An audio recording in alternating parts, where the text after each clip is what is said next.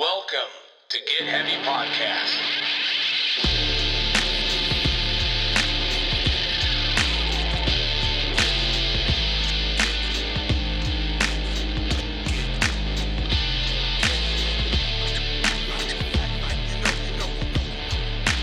With your host, Craig Casamas and Big J Curran. All right, well, welcome to the second edition of the Get Heavy Book Club. Me and Jay, as we've said before, we don't look like it, but we do actually read or we listen to books a lot. Audiobooks have been a game changer, man. For me. And I'm sure we've talked about this, but I love to read, but I just can't Find the time. sit there and do it. And I have all this other time where I do work and then just you can get into this space. And if you get the right author reading it or the right narrator, orator reading it, it is just it's so fucking spectacular. You know what I mean? I feel like I do take it in better because I'm so used to listening to podcasts now, you know what I mean? Yeah. But anyway. Yeah, and I have a hard time sitting there for, problem with reading for me is once I get started, it's hard to put it down. And then I end up reading until 4 o'clock in the morning. And I have to be up at 5:30. Well, and then God forbid you lose your place. You know what I mean? And you can also, you can't read drunk. You know what I mean? It's really fucking hard. You can't read high either. Yeah, that too. Yeah. I probably read drunk better than I could stoned. You think so? Stoned is rough, dude. It's rough, yeah. Yeah. I haven't been really stoned in a long time, but yeah. I never really read much either. But today we're going to talk about Tim Kennedy's book. We actually did one already, but of course something fucked up with the audio. So here we are. Tim Kennedy's book, Scars and Stripes. We both listened to it it's been a month or two now. It's been a while. Yeah. So hopefully we remember all the things. But what I did want to say is that I was thoroughly fucking impressed with that guy's life, dude. Yeah. You don't there's some real savages in this world, and he is absolutely one of them, dude. Yeah. I mean, you look at this special forces stuff and you look at SEAL teams and berets and all that stuff, and you look at them and all of them are a higher level human being to begin with. Right. But not all of them are good people. No. There's some of them that are just they're garbage humans. Could be. They just happen to get into this because they want to kill people, right, or they want to whatever. But then there's the real true game changers that do this stuff for principle and moral and because they just believe in something so hard. Right. And that's what reading Tim's book and the stuff that he was doing, and it was just such a phenomenal there couldn't be person. Like when he starts in the early life, and we're going to try not to give a lot of spoilers for the books that we're talking about because we do want you guys to read them, right? But there's a certain amount of stuff that we kind of have to address, you know what I mean? So we're going to try to be careful to not ruin the fucking books. But when he talks about his early life and how he grew up and his old man being part of the people that fought fucking Pablo Escobar and a long line of police and military history. And there's when you see kids like that are so hyper focused and fucking maniacs, you know what I mean? It's if you can keep the people from trying to medicate him, right? When you listen to it, the dude is just ADHD to the fucking hilt. And he even talks about it, you know what I mean? Just how fucking uncontrollably energetic he was, you know what I mean? When you're reading the book and I can just because I watch his reels all the time. Yeah. I can just envision a little 12-year-old Tim Kennedy and his hair all in disarray and he's just out in the front yard running in circles, chasing chickens, looking for gophers and shit, totally, right. Looking like the kid from fucking Road Warrior. Yeah. It's amazing, man. I mean, and then when it goes through his life and you see a guy that's succeeding so much in his present day, right? And then you don't really consider that, this guy probably could have a dark fucking past. When you see people like that, you assume they've had an easy fucking life, right? I mean, for me, anybody that gets to the point where they can do that, where they can get into the special forces and do that stuff. I don't think an easy life brings enough constitution to the person to get them to be able to do that stuff. Well, some people, it's a family lineage. They're born into it and they want to do it. You know what I mean? So, but like, we come from lines of criminals. I don't have any military in my family whatsoever, because none of them could be military. You know what I mean? So that's where my brain thinks. It's like, I'm not saying he came from a place of privilege, which, I mean, he kind of even talks about it a little bit, that he grew up in San Luis. I mean, he had a good life. He had a good life. You know what I mean? It ain't bad growing up in San Luis, just like it ain't fucking bad growing up in Ventura, dude, or Oxnard, or all that shit, you know? There's much, much worse places to grow up. But for him to be that like hyper focused, trying to be a police officer, was the goal, ended up being a fucking EMT, ended up fucking up his police officer shit, ended up having to go into the military, even though he didn't really want to do it, and realizing that he was going to fucking, when he got there, he was going to dominate everything. Yeah. You know I mean? And that was like one of the cooler things, because it's like, to feel defeated in the thing that you wanted to do and then go into another thing is something I identify with, you know, with what I did. I played music for years, had to go into construction because I fucking had to. I had no other option. And once I got there, I realized, oh, I'm going to dominate this, dude, as much as I can possibly do it. You know what I mean? Yeah. So that shit really spoke to me, you know, and just for him to be a fucking Green Beret, and an Army Ranger and a fucking, you know what I mean? Yeah, it's like everything. It's insane, you know. And when he talks about cheating his way through fucking Ranger school and all that shit, you know what I mean? It's incredible. It really, really was fun to listen to him talk about how he got through Ranger school and how he manipulated the things that he manipulated. And when you're a high level special forces operator, I think you need to have the ability to think outside of the box and make things happen however you can. You know what I mean? And that shows through with how he dealt with everything and how he got to where he ended up, or where he is at this point now. Right. You know? And the fact that even though he admits to basically cheating his way through it, the military saw that and literally came to him and changed the way they train people because of him. You know what I mean? Like, it's just such a wild move. Like, because I've always felt like I've skirted the fucking line of like legality with things. There's always a fucking loophole, right? And I'm like a loophole guy, you know.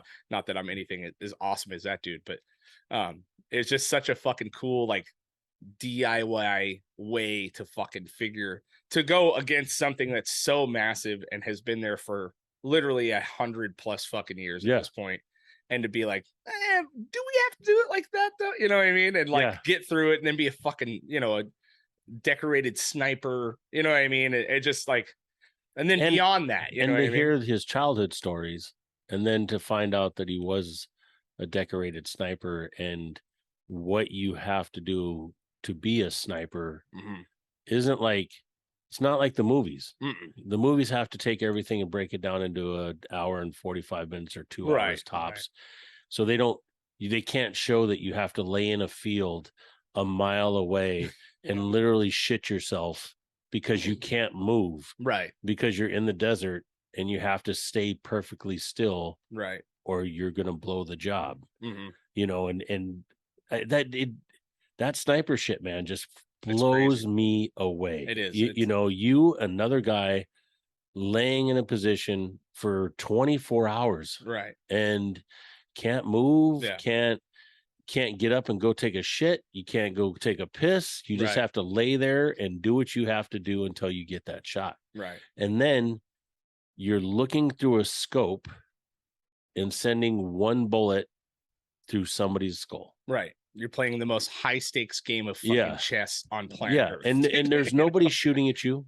You don't have a machine gun where you're going at somebody and somebody's attacking you and you're attacking them and you're just trying to get through this and do whatever your objective is. Right. Your objective is to take one bullet and blow one dude's head off and then get out of there. Right. Yeah. You know, yes. Yeah.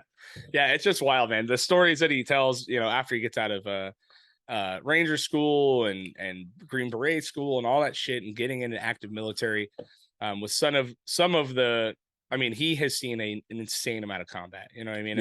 I don't really want to give any of the stories away, but there's some gut-wrenching shit. It's as much as it is, and I think he kind of talks about it a little bit, like it's not all glory, you know what I mean? It's as much as it is him he really fucking believes he's doing what is right. Yeah. You know what I mean? Whether we agree with it or not, because I don't necessarily agree with it. I don't either. You know what I mean? He does, his conviction and his conviction is there, dude. Yeah. You know what I mean? And he's trying to do it without causing irreparable damage to the people that are not fucking guilty of anything. Yeah, you know which is a lot of those people that are out there that are just stuck.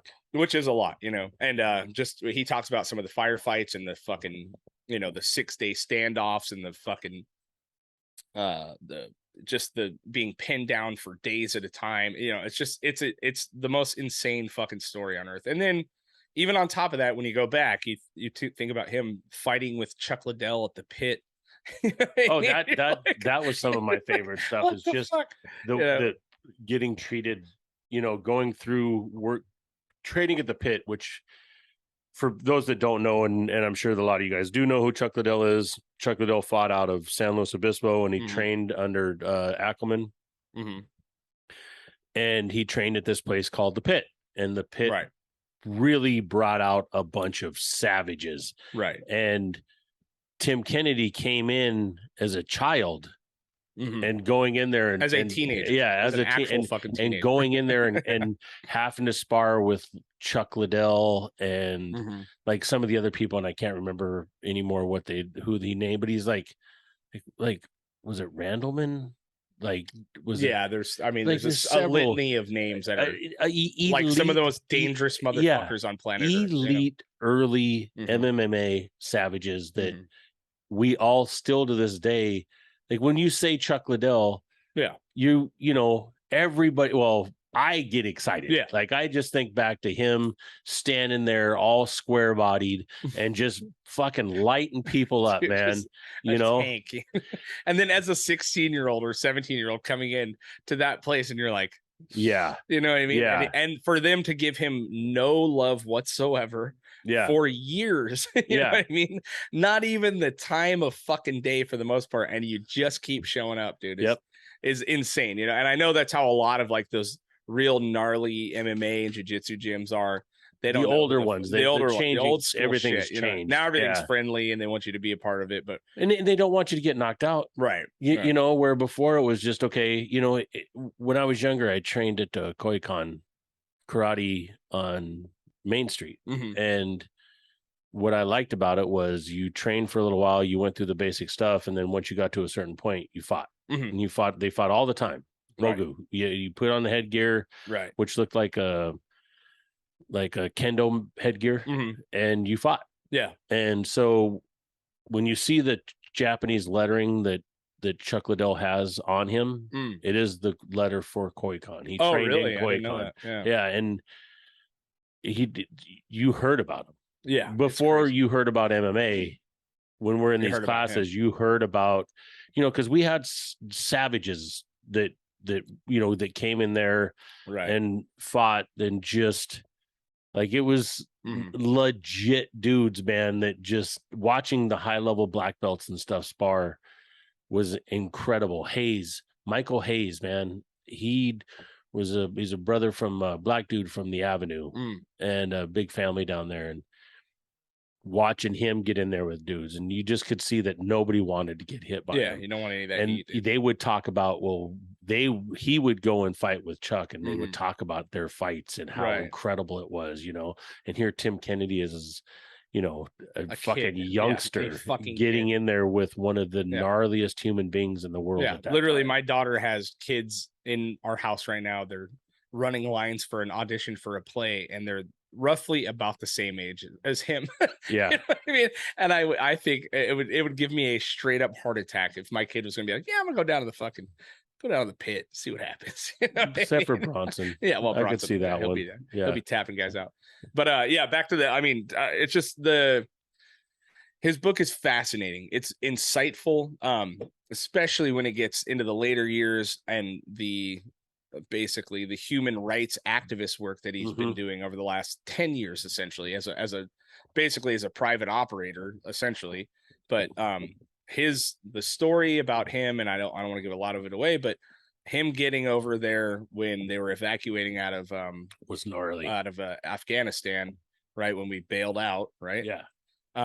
And him and 4 other fucking guys saved over 300 women, children, and men. Oh yeah, I think it was more, probably more, 300 plus. Yeah, literally helped these people get fucking home, get safe. And there is some gut wrenching stories about it not going well. To hear, like, and this isn't having just to even hear a different perspective, or an actual perspective, I should say, because I honestly, I don't pay attention to that stuff.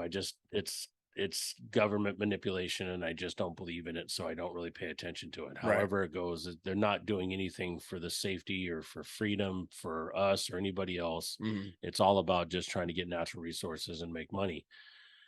And so I never really pay attention to it. Right. And then, you hear, okay, well, we're leaving Afghanistan. And you're like, okay, we're leaving Afghanistan. Who gives a fuck? Right.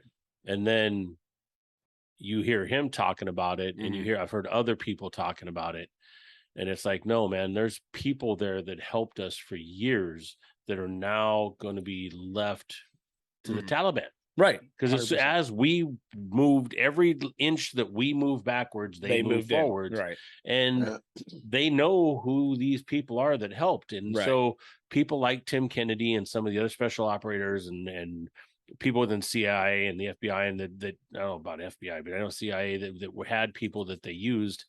All of them are like, what the fuck? Yeah. No one felt good about it. No, not at all. No one felt good about it. And of all the humans on fucking Earth, that guy stood up and did something about it. Which is incredible. You know and a crew of people that he talks about in the book that all backed each other up and made shit happen. Some and it was savage really, really, really good. Yeah. So, I mean, in conclusion, the book is incredible. For those of you who know who Tim Kennedy is, you probably like him anyway. You're going to listen to it. For those who don't know, he seems like a polarizing figure at times because he is a fucking red-blooded, straight-up American. But he's compassionate. I mean, we didn't even get into the work he does with women, of abuse and sex trade, sex trafficking. I mean, he runs a whole nonprofit that basically helps women get out of that and then trains them on self-defense and survival methods and how to move forward from getting out of it. It's not like he's just pulling them out and then like, good luck. They have a whole school set up. It's fucking incredible, man. Listen to the book. Yeah. Do yourself a favor, read the book, listen to the book. Really check it out. Can't recommend it enough. It's fascinating. You're going to get a lot from it. However you look at life, however you look at things, I'm not pro-military by any means. But I do like listening to people that I respect and I think are intelligent. And I think that Tim Kennedy is both. And when you listen to the book, I think you're going to get the same thing from it. We have to have certain people in this world. You have to have, and there couldn't be a better person to be that guy than him. You know what I mean? So all the respect in the world. Great listen, great read. Scars and Stripes, Tim Kennedy. Check it out. Check it out, man. All right. Peace.